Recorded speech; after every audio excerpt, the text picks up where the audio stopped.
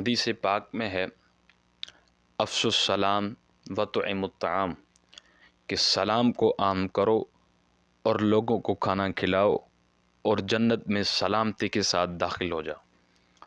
میرے دوستو، سلام کو عام کرو۔ سلام کیا ہے؟ جب آپ کسی کو کہتے ہیں نا السلام علیکم ورحمۃ اللہ وبرکاتہ، تو اس کا مطلب یہی ہے کہ آپ مجھ سے سلامتی میں ہیں، اس سے محبت بڑھتی ہے۔ آپ نے اسے سلام کیا، اس کا مطلب یہ کہ آپ مجھ سے امن میں ہیں۔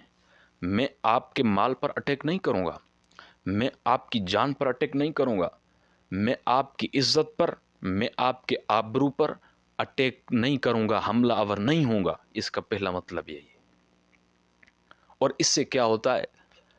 اس سے محبت بڑھتی ہے، تعلقات بہتر ہوتے ہیں، انسان کا کردار اچھا ہوتا ہے۔ خدا کی قسم، بندے میں اخلاق نہ ہو، اخلاق نام کی کوئی چیز نہیں ہو، ادب نہیں ہو، حیا نہیں ہو،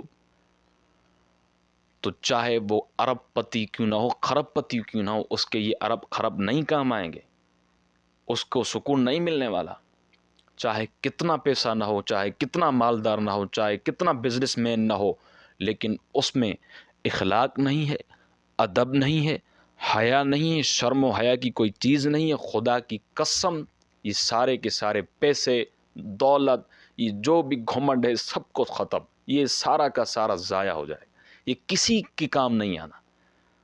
اس لیے آپ اپنے اخلاق، آپ اپنے اعمال، آپ اپنے آداب کو اچھے رکھو، ہر کسی کے ساتھ اچھائی کے ساتھ پیش آئیں، ہر کسی کے ساتھ ادب، نہایتی احترام، عاجزی، نبرت کے ساتھ پیش آئیں۔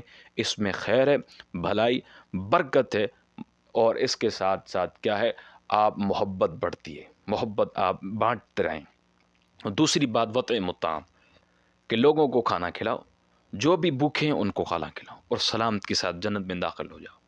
تو اللہ کرے آپ کو یہ بات سمجھ پائی ہو۔ السلام علیکم ورحمۃ اللہ۔